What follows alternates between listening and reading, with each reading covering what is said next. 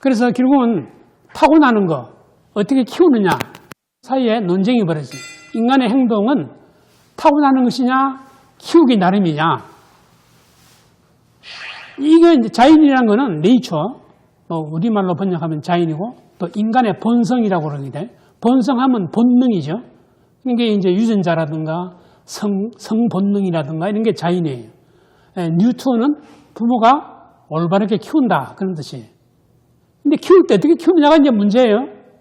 아무리 밥을 잘 먹여도 때리면 안 되잖아요. 말하자면 그런 식이 되면 이 비만이 되죠.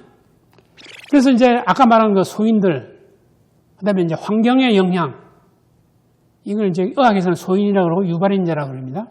그래서 이것이 합체 서로 상호작용해서 하나의 행동이 나오죠. 애들이 음식을 보면 손을 집어서 먹는 거, 이거는 본성적이잖아요. 본능적인데 엄마가 안 돼 이렇게 하면 이제 안 하죠. 그래서 함부로 먹으면 안 되고 엄마가 먹으라는 것만 먹어야 된다 하는 걸 배우잖아요. 그렇게 되면 걔는 올바르게 자라는 거죠. 다른 모든 행동이 마찬가지입니다. 본능대로 행동하면 그게 짐승이에요. 근데 부모가 훈육하는 대로 자라면 인간이 되는 거죠. 그러면 이제 그런 점에서 비추보면 동성애는 뭘까요? 부모가 동성애자로 키웁니까? 벌써 부모하면 이성애자죠. 동성애자로 키울 리가 없어요. 그러니까 이제 그런 걸 고려해서 이걸 평가해야 됩니다. 그래서 이제 아까 그 자료를 봤더니 동성애를 일으키는 소인들이 이제 몇 개 있어요. 이게 나중에 통계로 나올 텐데. 그래서 이제 어떤 유전적인 거, 또 노이로틱한 어떤 기질, 그 다음에 소인 중에는 어릴 때 학대 경험이 있습니다. 요거 다음 시간에 제가 자세히 말씀드리겠는데, 학대 경험이 있고, 그 다음에 유발인자. 왜 이런 소인을 가진 사람이 여자를 사귀는데, 그 이성교제에서 어려움이 있어요. 너무 수줍다거나, 너무 함부로 행동하거나, 그 여자애가 싫어가지고, 그냥 그만 만나자 그러겠죠? 그러면 한번 상처를 받죠? 그러면 이성교제에 어려움이 있고, 자포자기가 되겠죠? 그러면 그때, 지난번 시간에 말씀드린 대로, 친절한 형이 나타나서, 친절하게 해주면 그거 따라가요. 그래서 결국은, 오이디푸스 콤플렉스 자체는 있다 없다 짠다 이게 논쟁이 있지만 하여튼 어릴 때 이런 그 갈등 상황, 부모와의 관계에서 갈등 상황이 시작이 돼가지고 이성교제, 사춘기 때 이성교제에 문제가 생기고 사실은 그 전에 학동기 때 남자애들끼리의 말하자면 싸움질 같은 거 하면서 이제 남자로서의 열등감이나 이런 것도 또 생겨날 수 있는데 어떤 궁극적으로 이성교제, 사춘기 되면서 이성관계에 대한 그런 여러 가지 콤플렉스가 생기고 거기서 접근이 어렵다 보니까 다른 길로 이렇게 간다 이거죠. 그래서 결국은 우리가 쉽게 생각하면 남자의 경우, 게이의 경우 여성에 대한 어떤 무의식입니다. 무의식적인 분노나 두려움 때문일 것이다. 이렇게 이제 생각하죠. 그런데 이제 이런 유전 인자가 있다 하더라도 인간은 유전에 사로잡혀 사는 사람인가 또는 어떤 환경의 노예인가 그래서 이제 우리가 볼 때는 이렇게 노예가 되면 안 되죠. 그래서 자유의지를 가지고 이제 그걸 이겨낸다. 이런 이제 말씀으로 진행되는 겁니다. 하여튼 그래서 타고나는 것이냐 양육하는 것이냐에 대해서는 논쟁이 이제 무수합니다.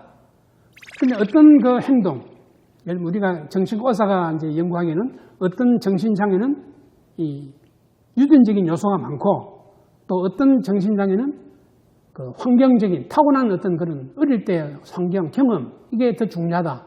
이런 게 좀 구분되긴 해요. 근데 대체로 봐서는 되게 비등비등한 50% 정도 지금 생각합니다. 근데 이제 문제는 타고난다 하더라도 바꿀 수 있다. 타고나는 것이 100% 아니다. 이게 타고나는 것에 노예가 될 이유는 없는 거죠.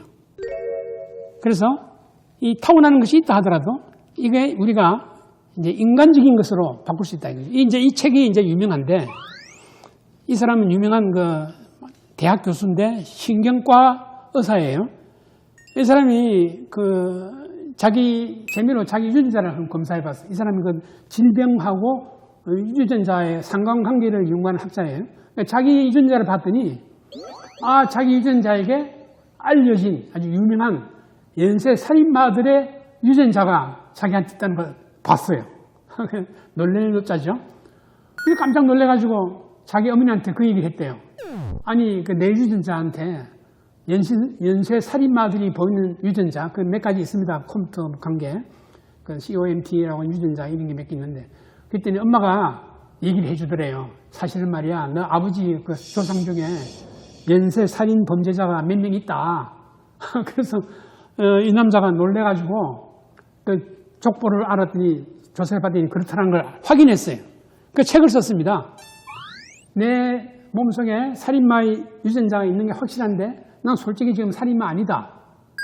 나는 훌륭하게 공부를 해서 이제 이렇게 교수가 됐다. 아마도 그런 유전자가 있음에도 불구하고 내가 이렇게 제대로 성장한 이유는 어머니의 훌륭한 양육 때문이라고 본다. 라고 책을 썼어요. 그러니까 아주 베스트셀러가 될 수밖에 없겠죠?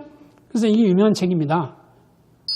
뇌과학자가 자신의 머릿속에 사이코패스를 발견하다. 요즘 사이코패스가 화제거리인데 어쨌든 이런 것이 있다 하더라도 잘 훈육하고 교육시키면 얼마든지 훌륭한 사람이 될 수 있어요.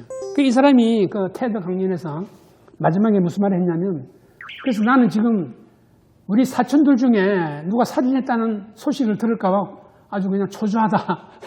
그런 말을 했습니다. 왜냐하면 사촌들도 같은 유전자를 가지고 있기 때문이죠. 그래서 그 중에 누가 또 살인마가 나올지 모르겠다. 그 사람 이름은 제임스 펠런입니다. 예, 그러니까 동성애가 뭐 유전된다 하더라도 인간의 그 어떤 양육이나 의지로서 이거를 바꿀 수 있다 하는 것입니다. 그래서 결국은 선택이 아닌가. 예. 동성애가 올바른 것이 아니라면 다른 선택을 해야 된다는 얘기죠. 그래서 이게 이제 타임즈의 DNA, 유전자, DNA는 당신의 운명이 아니다. 하는 그런 특집을 낸 바가 있습니다. 한참 유전인자가 한참 이제 논란이 많을 때 인간은 뭐 유전인자의 노예인가, 털없는 원숭이. 그게 아주 유명한 그 책이죠. 털없는 원숭이. 인간은 원숭이다 이거죠. 단지 털이 없을 뿐이다. 인간 동물이다 이겁니다. 근데 인간이 동물이냐? 여러분 그 얘기 들으면 그래 난 동물이야 하겠습니까? 옛날에 어른들은 그걸 이제 짐승이라 그랬어요. 짐승만도 못한 놈 이런 말을 욕을 했죠. 그러니까 DNA는 뭐 짐승이에요. 근데 우리 인간은 짐승 이상이죠.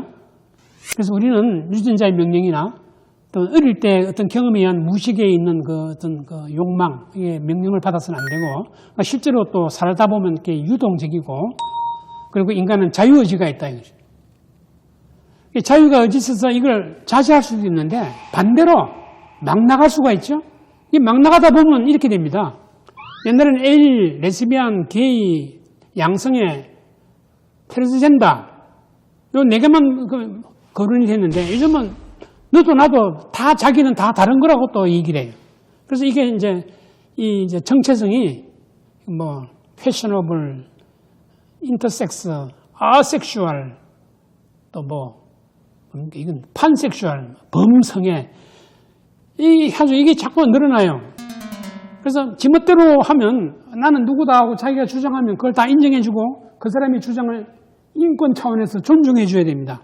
그러니까 차별금지법이 되면 이런 사람 자 차별하지 말아라 라고 하려면 그 명단이 그냥 다 나와야 돼.